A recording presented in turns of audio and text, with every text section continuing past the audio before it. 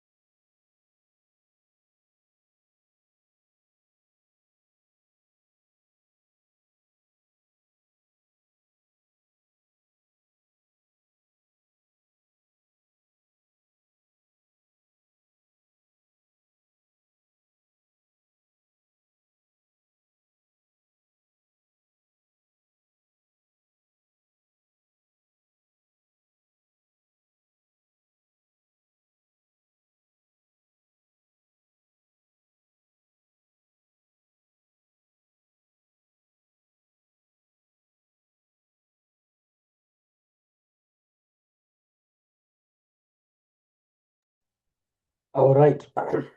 I think we can now proceed. Good evening once more.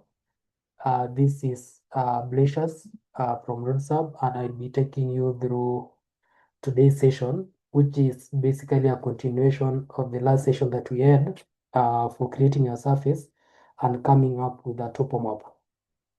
There's a deliverable that was issued by Captain West. So if any one of you was able to work on that assignment, you can share your drawing so that we can use it for today's demonstration.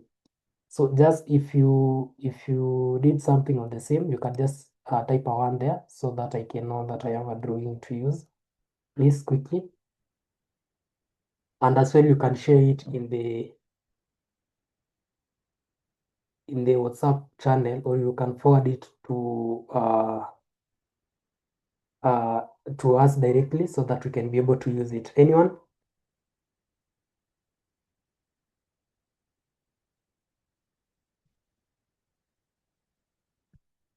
No, sawa. So it looks like no one was able to work on that assignment. So let me just retrace a drawing that we can be able to use.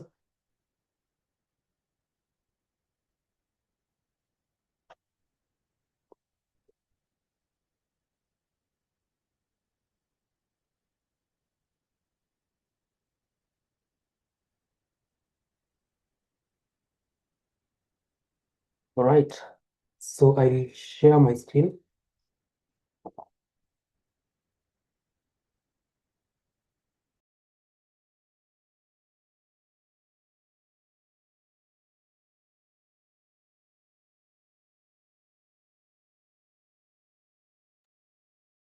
Thank you. So I hope you can see my screen.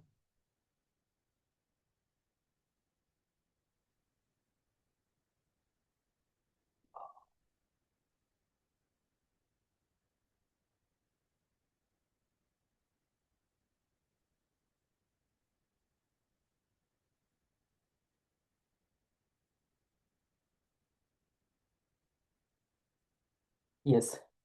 So from the last session that we had, we got to import the points into Civil 3D. We got to, first we did analyze the data where we sorted the data, just making sure that our data is ready to be imported to Civil 3D. Then after that, we did the importation of the data into Civil 3D. Then after that, we add the description keys. So we were supposed to do description keys for all our points. That is, the reason for that is to help us in data management. For instance, when you want to know where your road edges are, please give me a minute, kindly, sorry.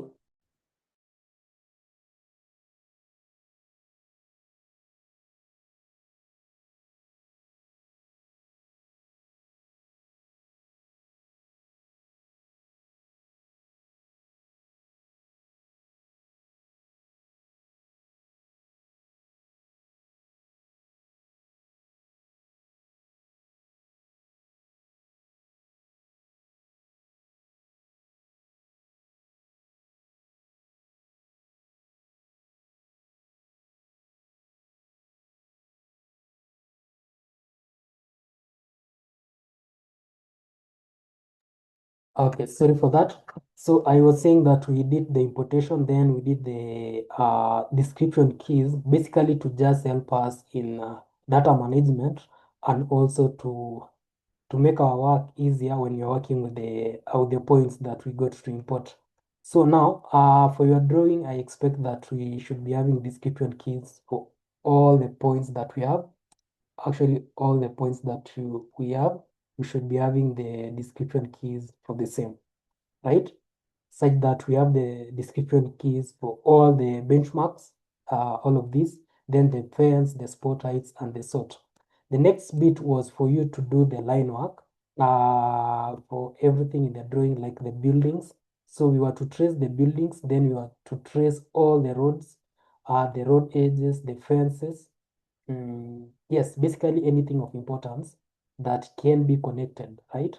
That was the next order. Then after that is where we were supposed to come up with the topo map.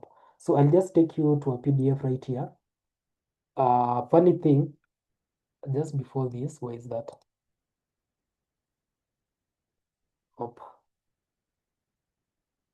So this is a sample topo map, how it should look like. Yes, topo map should look like this. This is a sample topo map. This is how it should look like, right? Yes, this is how a topo map should look like. Basically, what it entails is basically the surface. Yes, from the points that you picked, you need to trace the road. If we have roads, trace the road like that. This for this case is the road reserve. Then on this far end, I think these are railway line that we have right there. Then you're supposed to trace all the buildings, basically all the structures in your road or in your area of interest. If you had cross culverts, you need to trace them as well. Everything like that. A river, you need to trace it. A stream, yes, and you make sure that you clearly draw it in the drawing, right? Then after that, you need to do the contours. That's your surface basically. But from the surface that we had, we need to improve it so that we can have some contours.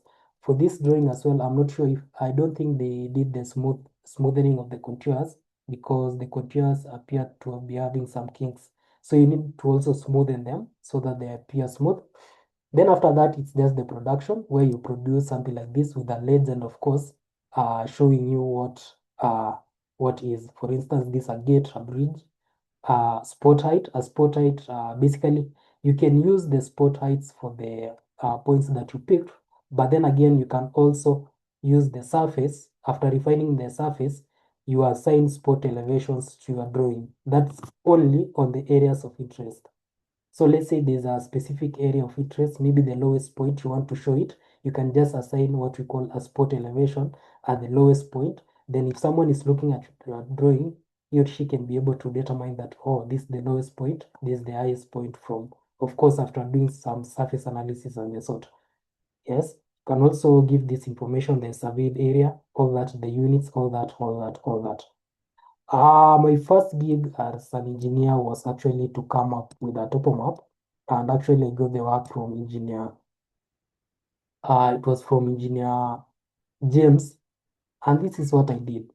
It's a bit shoddy, but he did the. I was paid for this actually, so yeah. So let's see what we can come up with.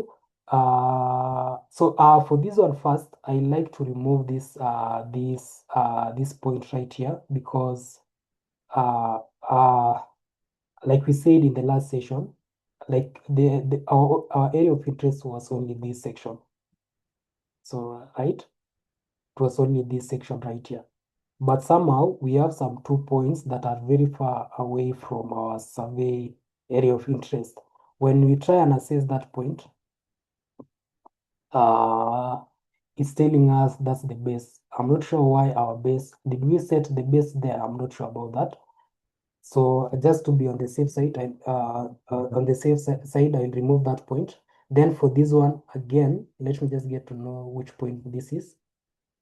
Uh, this is it's telling us it's benchmark 10. I'm not sure if benchmark 10 was there. Also, I like to remove that. The reason why that uh, is it gone really?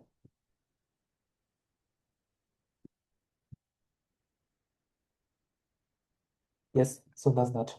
I just want to remove those 2 points because they are very far away from our surveyed area or our area of interest, and it might be a mistake, but I'm not sure about that. Just to be sure, let me just remove them. Then what you can do now is to rebuild the surface.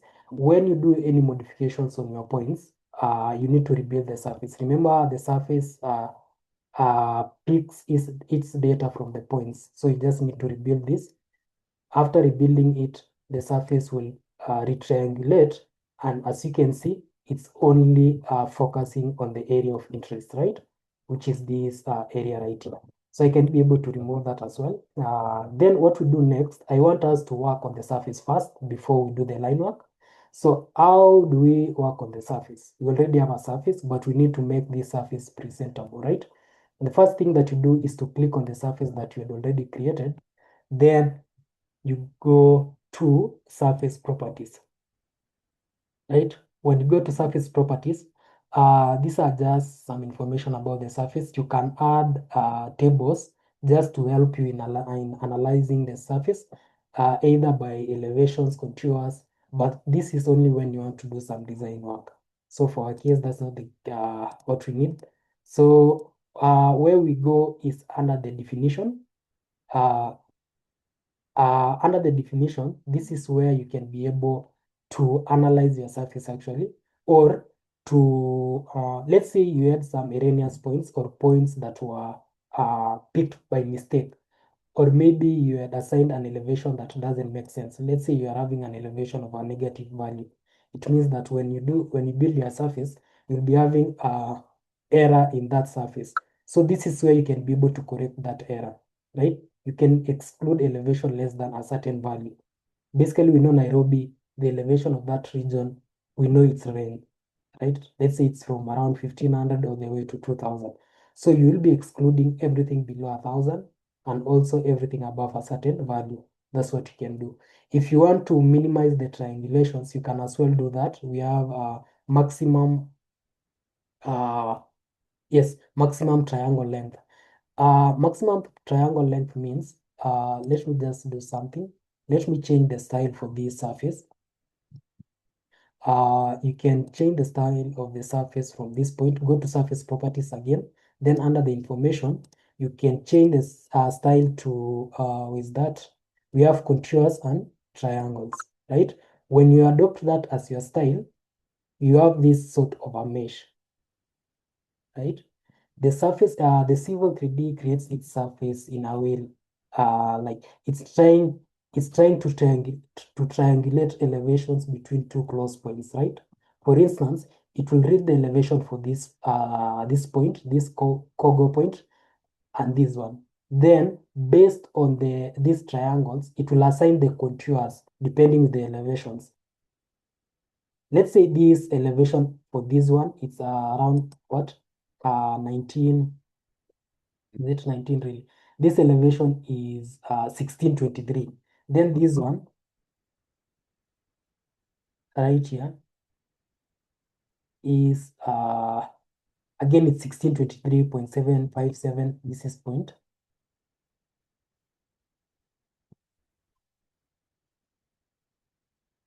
This is 1623.877. So it means that the elevation is going upwards in this direction. So what the software will do, it will assign contours in an increasing manner. Like the elevation should be increasing towards this spotlight or this Kogo point at this point. So what the software does is that it draws all these triangles, and in the triangles, it's assigning elevations at an interval, right? Based on these points that you are having. So basically, it's just trying to assign an elevation to any place so that when you click on this spot right here where the cursor is, the software can be able to give you an elevation. And yet, when you are picking the points, you did not pick an elevation at that point.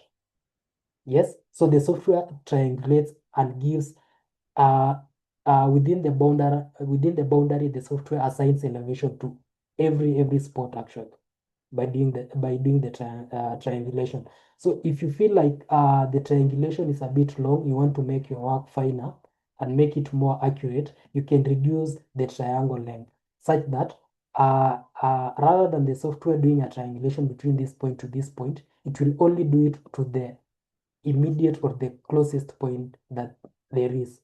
You can assign a triangulation length of maybe 100 meters, meaning the software will only be able to compare 2 points within 100 meters radius. But now, if the triangle length is more than, let's say it's 500, it means the software will compare an elevation of this one with an elevation of another point that it's 500 meters away. So you find that if that's the case, it means that uh, it means that the chances of error is too high, because now if the software, this is the 500-meter radius.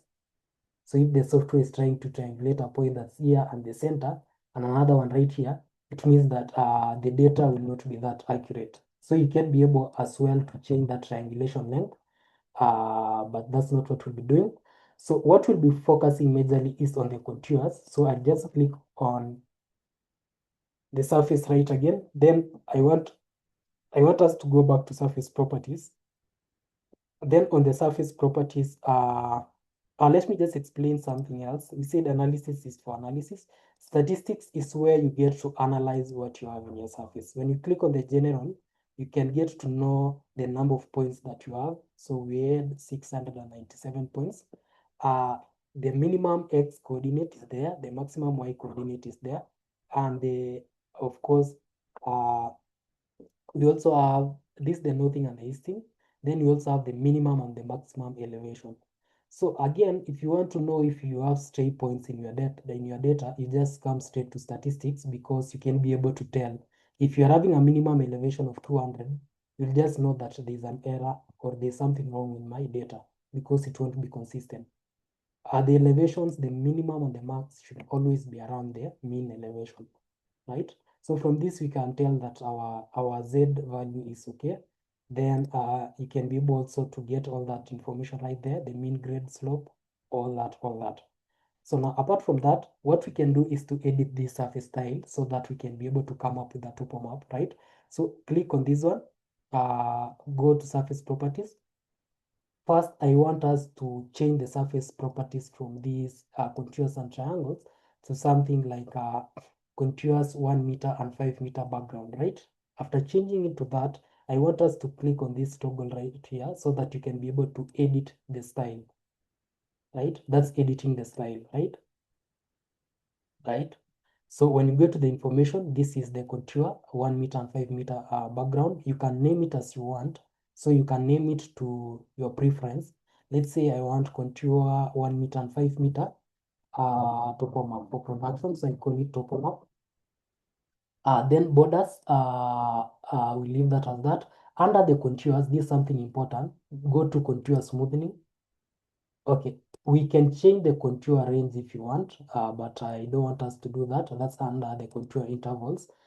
The style, contour 1 meter and 5 meter, means that the minor interval is 1 meter, the major interval is 5 meters. So we can stick with that for now. Contour depressions, you can leave that as that, but under the contour smoothing, I want us to turn this one to true. Then under the contour smoothing at this point, just take it to the far end. And of course, we use add vertices, just like that. Then you apply, then you say, not say okay first, grid points, there's nothing for that. Watershed, this is basically for analysis, if you want to do some analysis. And the last bit is under the display, where we'll get to change. So for our border, let's say I want our border maybe to be red. So I'll assign a color of red. Then the major contour, maybe I want it to have a color code of that shade, that's 30. Then for the minor contour, I just want it to be gray, right? So I can do that. Then what I'll do is just apply and say okay, then apply and say okay. Are you seeing what's happening? So this is what we have as our surface, right? Yes, this is what we have as our surface, basically. So if you see that the contours are a bit spaced, we can now go back to editing the contour intervals by just clicking on it. You can go to surface properties or edit surface style. Then under this, it's contour 1 meter and 5 meter interval. So we can get to copy, or we can just go straight to edit current selection. Then under the contours again, we go to contour intervals. Let's try and minimize this one to maybe 0.5. Then the major, we make it, can we do 2 meters? Then we say apply and then okay. Apply, then okay. When you do that, this is what you are having. This is what you get, right? Yeah, so this is what you get. So if this still is not satisfactory to you, you can lower it down again. So you can just repeat the same procedure. Then you come to this, but now you'll remember to change the name so that when someone looks at your drawing, they can be able to just tell that the intervals, the contours, the minor contours has an interval of 0.5, the major has an interval of 2 meters, right? So I can even, let's say, do for the contour intervals, minor 0.5, major, let's say 1, then we see what happens.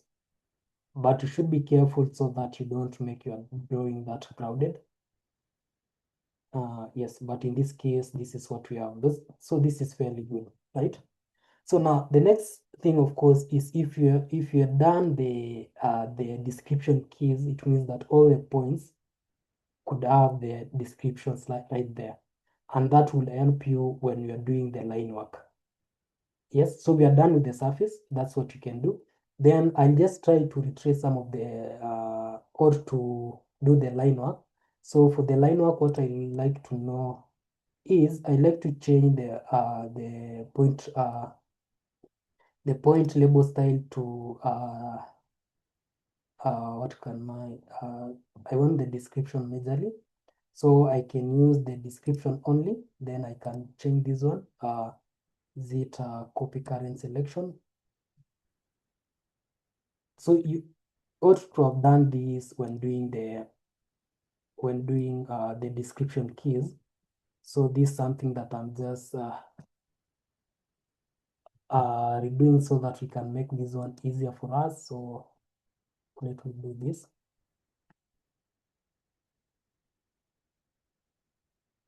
Yes. So these are some of the descriptions that we are having. The reason why the spot height is isolated is because for this drawing, whoever used this drawing actually had a description keys for the spot height. Let me just get to confirm that. When you go to points, under the description keys, the Civil 3D, when you go to edit keys, you find that we have a description keys for the benchmark, which is KISM. Then we have one for spot height. So the procedure of coming up with these description keys is just the same, like what Engineer West had shown us. So you can do that for all the points. Yes, but then again, you can also use the point group, or you can edit directly from all points, but whatever style you'll be choosing will be applied to all the points. Yes, so now getting to manage it will be a bit harder, but since this is an assignment that I know you had already done. I'm just going with all points to make this one faster. So the next bit was for you to trace or to do all the line works, right? Remember, this is topo that we picked ourselves. So the line work should be easy for you because you already know the site, right? So yeah, so I'm trying to see where we can be able to trace. For instance, the fence. I tend to believe the FE is the fence, and this one FH as well, it should be the fence, right? So I'll start with that. So the first thing, of course, is the layer management, what I showed you in the first session. You need to, uh, you can create a layer for fence. So you can just create a layer. Procedure is the same. So you can just create a layer for fence. Then, yes, you can see our fence, we want it to be a color, whichever color that you want, really. So I can even say green. Okay, then I can be able to set this one as my current layer, set as current, so that any line work that I'm doing will just fall under that fence. Then, of course, you draw or you trace the fence, which now will be tied to the wall at this point. So I can trace on that. Then I can use the point object tool, a transparent command. This transparent command, it's called, remember when we were doing the user interface, we talked about transparent commands. These are commands that help you to work on, like we are in the polyline command, but we can be able to execute another command, which is the point object in this case, point object. The reason being, if you do that, you can just be clicking on whatever you want to trace and the software will just snap to it, right? So that's our fence right there. Fence, for this case, it will be tied to the wall, of course. The reason being, sometimes you have a perimeter wall, so that can double up as a fence, fence, fence, right? So that's that for our fence at that point. Oh, we have a fence right here, right? Yes, so that's that. So we can just enter. Something else about this one. So for the fence, for the layer fence, we can change the line type to be the fence. We have a fence line right here. Then we say okay, right? And when you do that, you realize that when you zoom on this, it has those rings just showing that that's a fence right there, right? Yeah, so that's a fence. So anytime you see a fence, you'll need to trace or to trace it with that layer that we've created. The next bit, of course, is you can be able now to create another layer for buildings, that's structures. So just the same procedure, buildings, buildings. Then we can assign a color shade of maybe cyan. I'm just doing this randomly. Then I can set it as my current, right? Set as current. Then close it. Then you go to trace the line work for the building. So you can be able to tie this building to this one. No, now there's something that we did not change, like the line type, but don't worry about that. I'll be able to change. But now remember, when tracing the buildings, you need to be really careful. If you are the one who did the topo, then you should know how the buildings are tying, right? But if not, it means that you might need the assistance of the online maps to be able to know if this is the right orientation for tying the buildings. So I just turn on my geolocation, then history maps, then we can see. As you can see, I don't think we have a building right here unless my data is, or unless the history map is a bit old, or the version is, why are we not seeing this building? And yet we had some topo for the building, right? So those are some of the things that you should be able to check. So let me try to confirm.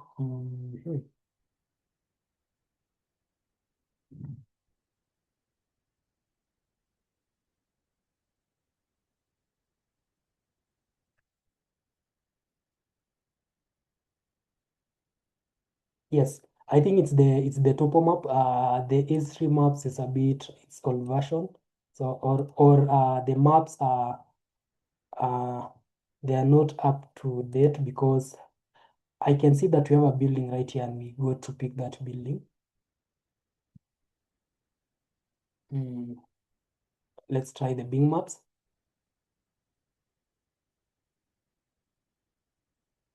So we only have the buildings here, which we have there. Yes. So for those who pick the data for this section, kindly ensure that there was a building right there so that you make sure that you don't misinterpret your data. So first, let me go back to layer management or the layer properties. Then for the building, let me change the line type, of course, to be just a continuous line because that's what we want for a building, right? Just a continuous line. Then it will remain like that. So what you need to do, of course, is to join all the buildings as it is on the ground, right? Join all the buildings as it is on the ground. So you join everything. Now this is a bit chaotic. That's why when you're doing the topo or when you're picking the points, you need to be actually careful or attentive so that when you are going to trace the points, you don't confuse, right? If you can do sketches when you're on the field, that's quite okay. But if you're dealing with a topo for a small section, you can just be able to remember everything. And actually, when you're working on a topo map, it's good to produce the topo map the same day that you pick the topo. Reason being, it will be easier for you to come and trace the work. For instance, this one that has very clear detail like the storage house, this is a very good topo because as you can see, it's straight lines. I don't need to snap on all the points. I only snapped on the first one, the last one, and they're actually that straight. So whatever team was picking the topo at this point, did some good work. So you can get to connect all the points for that also, what can we do? I'm seeing we have a road right here, so we can do the trace for the road. Uh, the road is starting from what point? So we have a drain, a drain, a drain, a drain. So the road, uh,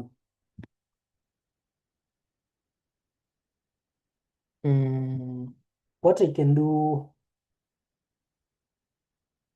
let me create a point group for the road edge so that we can be able to trace that. So I create a point group that we call road edge point groups. So for this one, we need to include with road descriptions matching RE, then apply OK. Let me see if we can be able to get that properties point list. Yes. So what I've done right there is to just create a point group that will give us only the road edge. Reason being, I want to trace the road edge, all the road edges. So that's what I do. After doing that, I just get to select this one, and you can see that's our road edge. Then after doing that, I can be able now to isolate objects. This is just one way of making your work easier, because now after isolating, it means that I've removed everything else. So I'm only left with the road edges. So then I can be able to turn my map so that I can see if that actually is the road edge. Yes, and you can see it's the road edge for that. Is it a bit, it's, yes, yes, yes. Yes, we have that one right there. That is around the parking lot, right? So we can be able to trace this. After doing that, of course, you can do a layer for the road edge. So create a new layer. Then we call it RE. And then for the color, let's just let's use magenta. Is that blue? I can change it to magenta. Then I can set this one as my current, set current, then we get to close this, right? So I'll be tracing the road edge, so I can trace it from this point. So the first snap point, of course, is to snap on this. Then I can utilize the point object tools. Then we can be able to snap on all of this, right? Then do that. I can snap on that.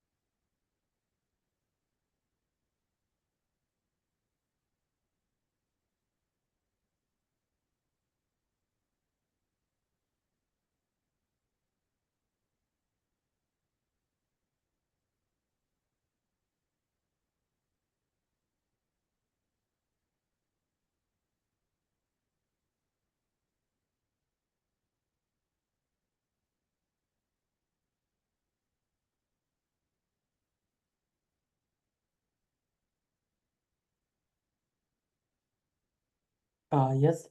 So you need to be as accurate as possible. I'm just doing this randomly, so you can be able to do it with the help of the maps, of course, so that they can be able to guide you. Was this a roundabout or something? Yeah. So you can be able to do that, right? So now after doing the line work for that, you can as well be able to isolate something else. So this, yes, can be able to do that. So the next After doing that, you can unisolate so that everything comes back. Unisolate.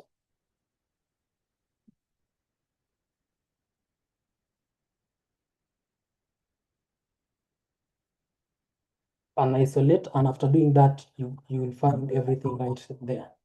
So your work is to trace everything, actually trace all the buildings. Something cool also is we also add what we call the drain. Where's the drain? What was RBT? I'm not sure what that was. You can as well get to trace that. Then you trace we had the parking lot. We have the parking lot. You can as well trace the parking. Just a minute.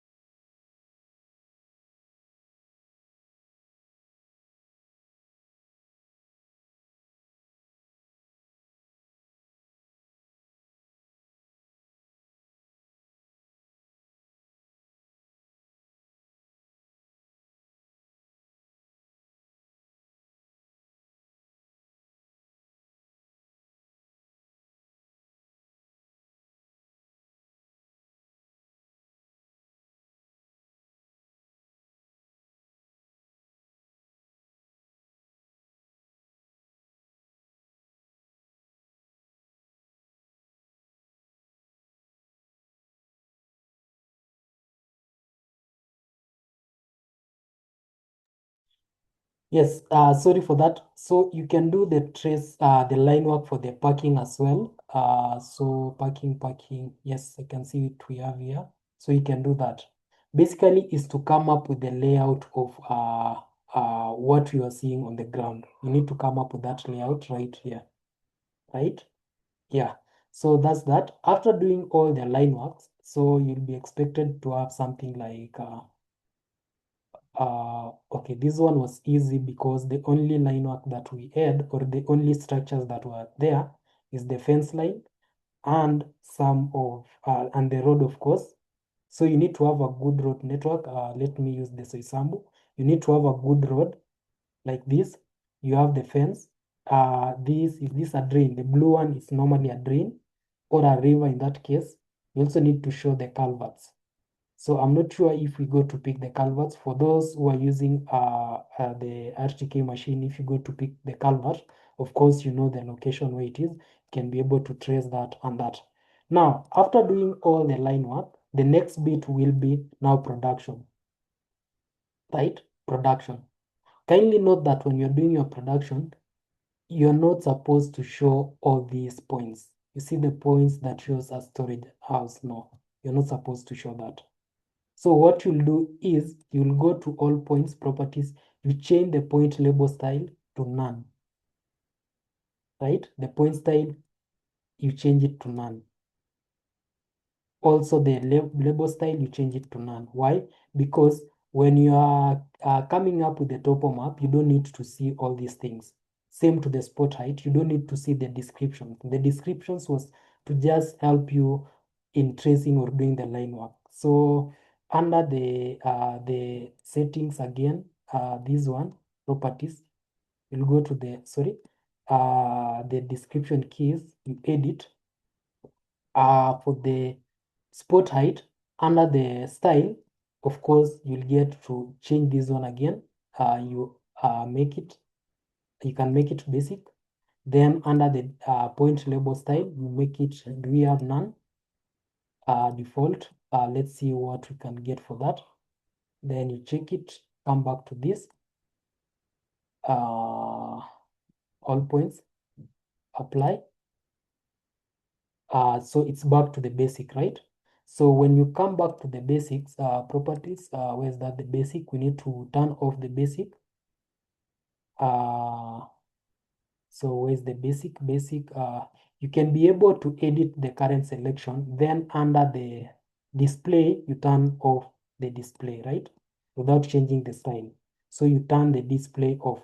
When you do that, your drawing will be that simple. We don't have the Kogo points and the sort showing up, right? So when you're doing a topo map, it should be that simple. You don't need the points. The only thing that you need is elevations and spot heights, right? Or spot elevations for areas of interest. Let's say where we are having the contours, a lot of contours like this might be an area of interest because there's a rapid change in elevation at that point. So what do you then do? Also, when you analyze this drawing, let me just get to zoom on it. When you look at the contours, you find that they have elevations, right? Of course, contours are lines that tell you the elevation of a place or a terrain. So what you need to do is to add these elevations on your contours. Then we have these addition signs that has elevation. Kindly note that these are not the points that they pick, or but rather spot elevations that have been assigned to the surface. So how do you assign those? What you do, just come to the surface. When you click on the surface, a contextual ribbon will appear for surface, for editing the surface or any tool that you can use with the surface. The first one, of course, is for adding labels. So I'll be exploring this because this one will help us in coming up with a topo map. The first one is to add surface labels. This is when you want to add all of them. The second one is for adding slopes. Let's say you want to show slopes along your surface. You can click on slope. Then we have two ways of doing that. You can click on 1 point or you can click on 2 point. The best one is the 2 point because the 2 point, it will be correlating 2 points within your surface. Let's say I want to know the slope of this point and the second point right here. The software will draw that point, that ratio, 49.1 ratio 1, right? Right? That's that. You can use, let's try the 1 point. When you use the 1 point, you only needed to click on 1 point. Then the software would just show you the fall just within that point and the direction using the directional arrow, right? When you click on this, it shows you like that, like that, like that. Now, the thing is, we don't need the slopes when you want to come up with the topo map because you're not doing any analysis. So we don't really need this. So I can be able to remove this. Then remove this one as well, right? So what we need is click on the surface again, go to surface properties or add labels. The first one is the spot elevations. That is important. So when you click on the spot elevation, this one helps you to give elevations for critical points. Let's say I want to know the elevation for this point. Just zoom on it, click on the midpoint, then it will give an elevation for that. So if you had picked some points, maybe areas of interest, I want to know the center point of this roundabout right here. Place the elevation there. So if someone was to do some or to use this building as a benchmark, you can add the spot elevation there. Then they know if I go to this specific building at this corner, the elevation should be 1624.30, right? So these are a cool or a cool thing that you can use to add elevations or random elevations, of course not random, on areas of interest along for your topo map, so that if someone is going to review that topo map or to look at your work, they know that these sections that you've assigned elevations, they're areas of interest that probably they need to look at critically, right? So you can use that to add the spot elevations. You don't necessarily need to add it everywhere, only on the areas of interest, right? After doing that, of course, the next one is to add, so we have spot elevations randomly or not randomly on specific regions, meaning that after doing your topo, you identified some regions that you need to give elevations to. So that's what you've done. But let's say you want to give spot elevations on the entire topo map or on a grid. You use this option, spot elevations on grid.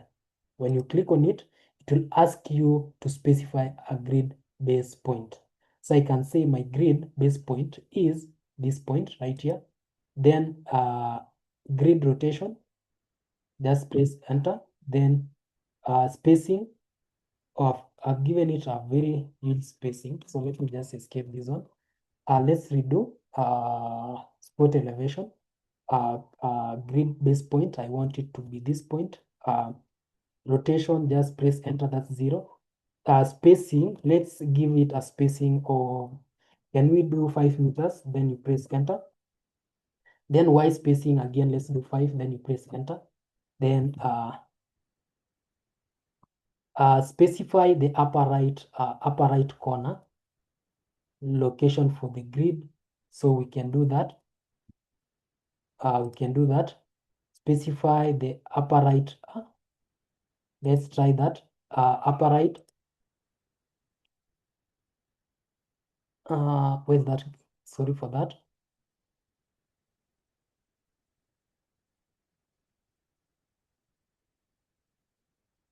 Let's just draw a grid first. Let's see if that will make our work easier. So what I'll do, I'll draw a grid like that. Then I'll repeat the entire process. Click on this. Come to add labels, spot elevations on grid.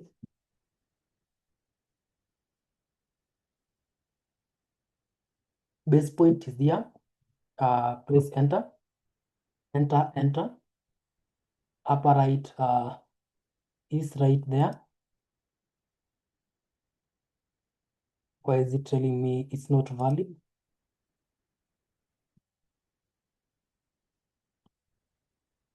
Okay. Yes, I'm not sure why it was saying not valid, but you can see right there that we have some elevations that we've. So I'll repeat the process again. For this one, they are a bit too close, so we can select similar. Then I can be able to delete this one. Now it's deleting even the spot elevations. So let's just highlight that. So I will repeat the same process. So I'll go to click on the surface, go to properties, add labels, spot elevations on grid, specify the grid base point. Let's see right here. Then 0, of course, rotation angle, but the X and Y, let's have it as 50 meters, 50 meters. Let's do 50 meters. Enter. 50 for the Y. Enter. Upper right, let's click there. Now we are back to where we were. So there's something there's a mistake I'm making when clicking, but sorry. So there, 0, enter, 50, enter, 50, enter.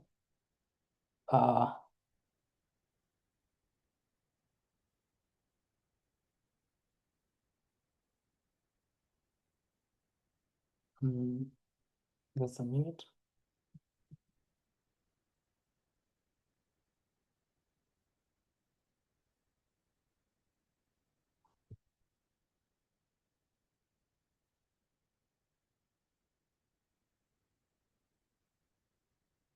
Yes, so there's something wrong. There's something I'm missing when clicking the upper right. I'm not sure what I'm missing, but ideally what it will do is that it will create this spot elevation at an interval and also on a specified grid. Let's say you want to focus on only this section of the topo map. So it will assign elevations on that exact section of the topo map, right? After that, let's explore the next one, which is for the contours. Now, when you go to add labels, you have contours. So we have contour single, then contour multiple, then contour at an interval, right? All these three are for assigning elevation on contours. When you use the first one, contour single, then you will be clicking on each individual contour. And remember, this contour has the same elevation throughout. So if you place the first one there, you don't need to have another one right here because it's basically the same elevation. 1622.5, 1622.5. So you can do that, or you can do this one for assigning multiple. So come to contour multiple, then it will ask you to specify the start point. So what you do, you specify the first contour, or you can start from here. Then the next point, remove the auto mode because the end point I want it to be here. Then as you can see, it has assigned elevations at all the contours that the line has crossed. Good thing is you are still under the command. So what you need to do is to just click where you want the contours to appear. You click and they'll just contours would be assigned, elevations would be assigned to the contours, as you can see, right? When you zoom, you see that you're having contours or elevations to your contours like that. And remember our contour interval, for minor it was 0.5, for major it was 1 meter. So if you look at this, it's 1623.5. This one is 1623. This one is 22.5. This is 22. These are major contour. So from this to this is 1 meter. From this to this is 0.5 meters. So contours can help you in actually determining or checking the slope of the land, as you can just do that by just checking at how the contours uh, have been actually spaced, and it will give you the change in elevation. So if this was an hilly, or if the region that we surveyed was a hilly terrain, you find that these contours would have been closely spaced because there is a rapid change in elevation. But because it's a bit sparse, it means that the elevation for that region was not that rolling, right? Yes, so that's that. So is there anything else before I proceed? No. So do we have a question regarding coming up with the model? This is basically the model layout. So first, set the surface, assign it a style, make it cool. Then you can be able to add spot elevations. Of course, trace everything on your map so that when someone is looking at the topo map, they can be able to tell all the structures or all the details that should be in the actual ground. Any questions regarding that before I briefly go to the last bit, which is taking it to the layout, which I will explain briefly before ending the session at exactly 4:50. Any questions up to there?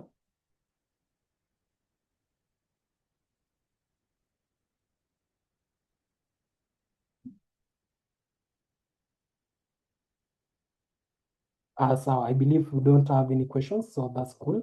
One thing is, let me remove the boundary, because sometimes the surface boundary, it's not normally good to have it in your topo map, because it might give a wrong impression that that's the fence line or that's the property boundary. So when you're doing the styles, your surface style, uh, it's okay. For me, I normally don't include the boundary as my display. So under the display, I'll turn off the border, and then I apply OK, right? So that whatever you'll be giving as the boundary should be the actual boundary and not the surface boundary, right? So it means that you need to trace your boundary as it is on the ground by, of course, joining the points for the fence or the perimeter wall that you had picked. So enough of that. After that, then what next? The next bit, of course, is the production. Kindly note that what I'll be doing today is just a brief overview of how you do your production. Production is an entire course in itself, because that's everything in Civil 3D, because you can be able to do all the designs that you want, but the main or the key thing is to output your work.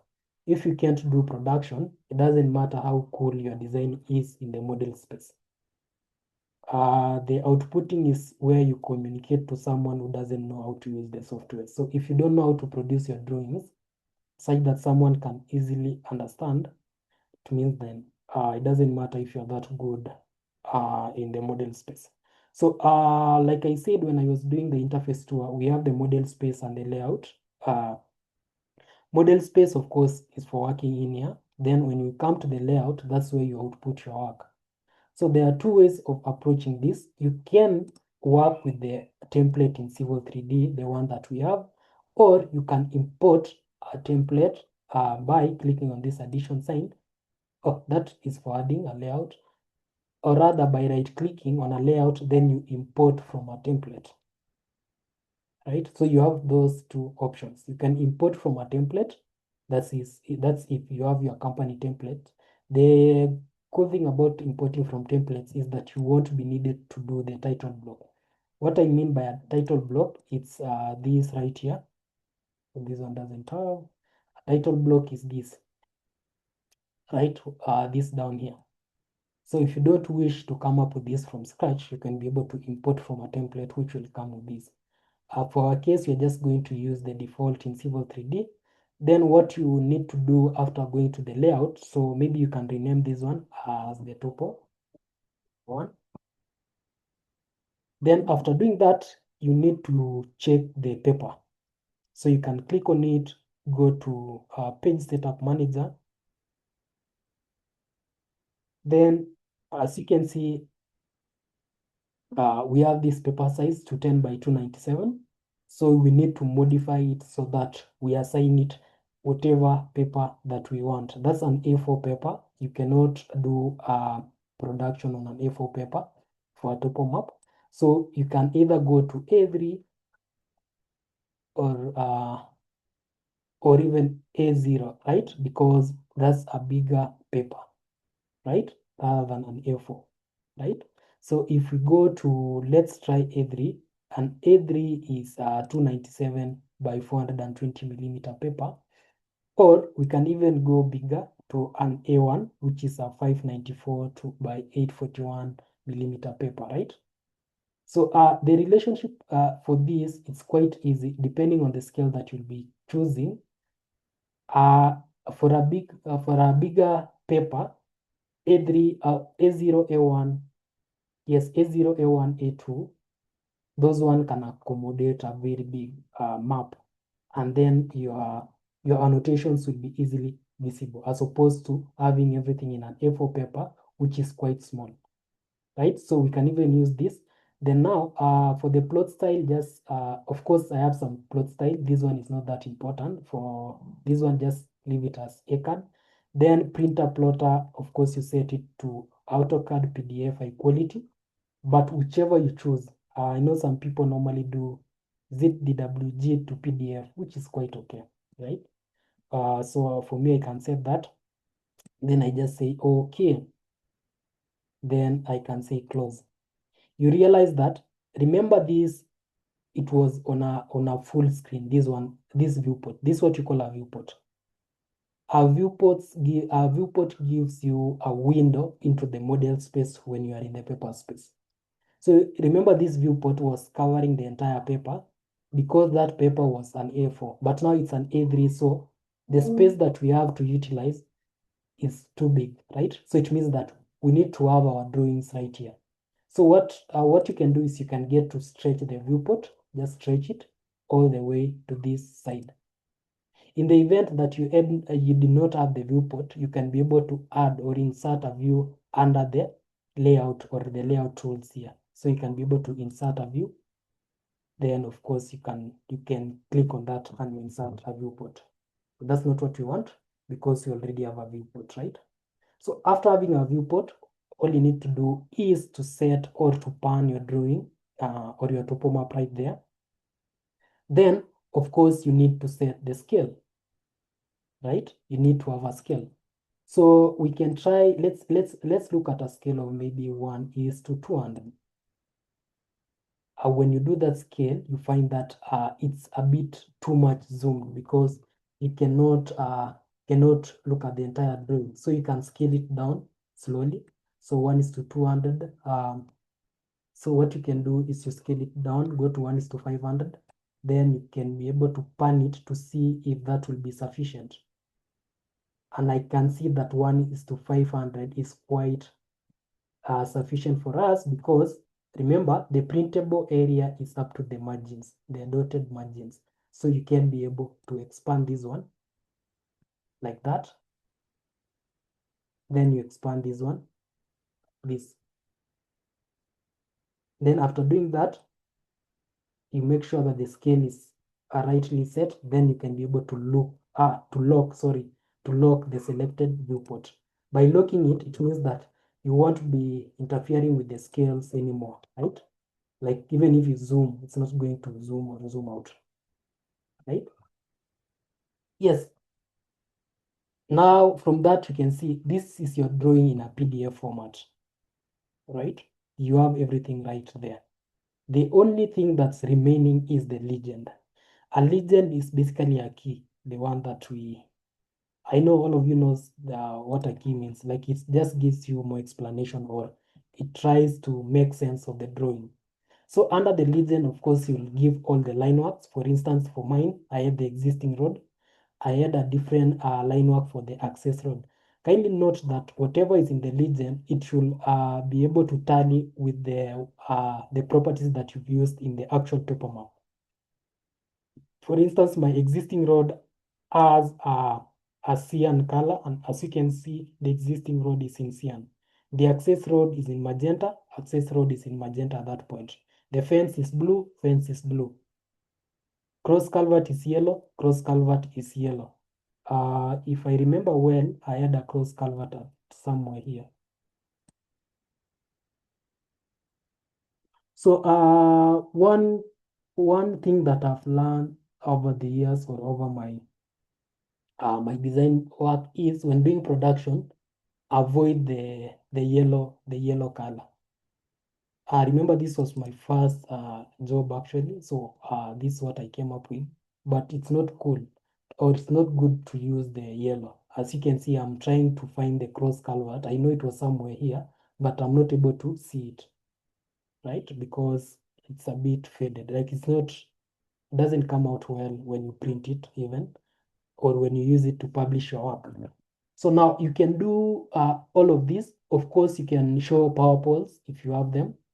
So for this one, you can assign the markers and you don't turn off the markers. For the power poles, again, for the benchmarks, property beacons, you can be able to do that as well and show.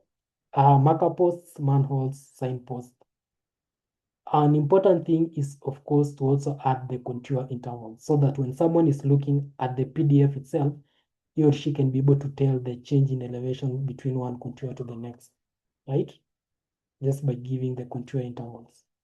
So legend is something easy because you just use the annotation, like you are it's basically draw and type, right? So you can just draw, and the good thing is you can draw either on the paper space or you can draw on the model. So you can choose to have your annotations on the or your legend or the key on the paper space, meaning that you'll be drawing on the paper itself and not the model space.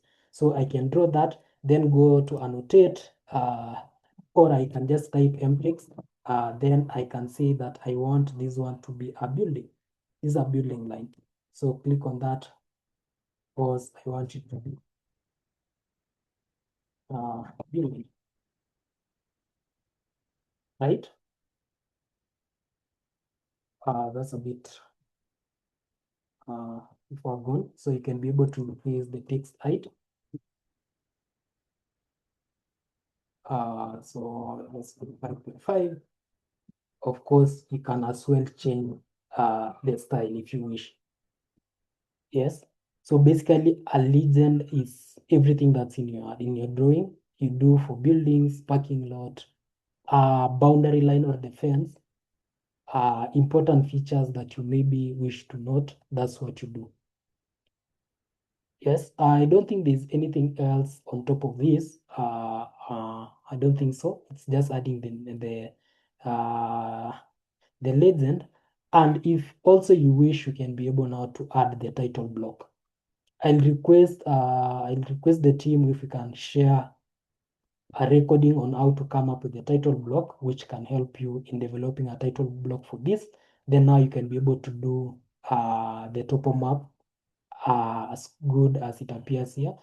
And please make sure that you trace or you do the line work. Please make sure that you do the line work so that your topo map makes sense. So if you have a very good boundary enclosing everything, you have the buildings, you have all the layouts, the roads. And when you are tracing the roads, remember this one is not that it's a bit irregular. But in the real sense, a road should be as regular as possible.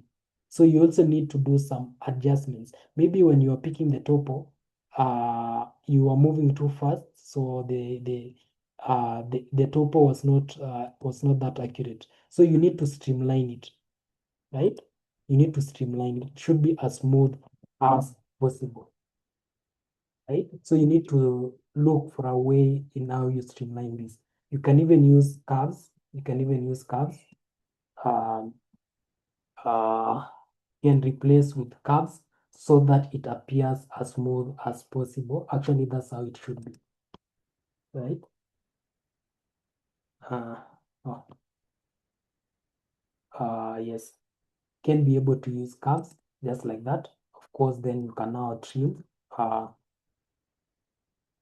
So it means that the points that you picked, if you're not keen, you might be misrepresenting what's on the actual ground by tracing exactly on the points that you picked. So this one also tells you that when you're doing your topo, you need to be as attentive as possible so as to pick the accurate data because you're going to use it for maybe design or the sort, right? So make sure that when you are doing the line work, you streamline it as best as you can. So you can be able to stretch this one.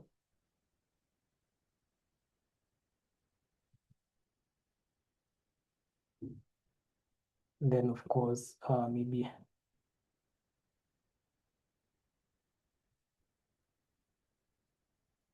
you'll be able to trim this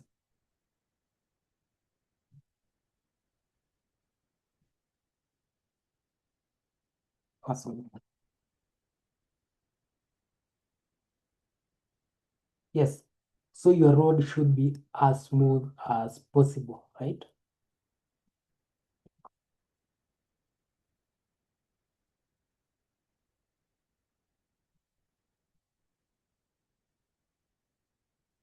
Yes. Yes, yeah. So you make sure that your road is as smooth as possible. Same to the buildings. Make sure that they are as straight as possible so that you have a very, very good and a perfect design. Then after that, of course, it's just plotting your work. You can just right click, then you hit on plot. Then on plotting, because we had already done the page setup manager, you can be able to preview what you have under the preview.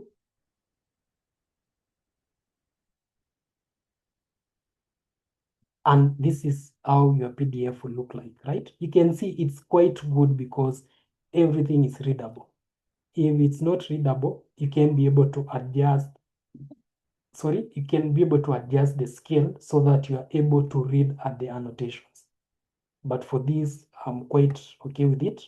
Maybe just increasing the text height for the legend, then everything should be set. I don't know if I have any questions for that up to now. So do we have any questions?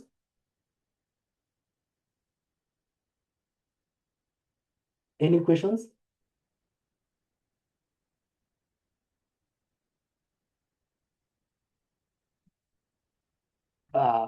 So I hope this has been helpful. We are going to share uh, we're going to share we're going to share the recording for this, and I will want all of us to try this one. Let's come with a very nice topo map. Then you share with us. I'll be able to share feedback with you on how to improve your topo map so that whatever you will be producing even in the future, it will be something that's up to standards. So I want to thank you for attending this session. It's been good. I hope you've gotten something from this and you're going to implement. So thank you. Have a good evening. Bye.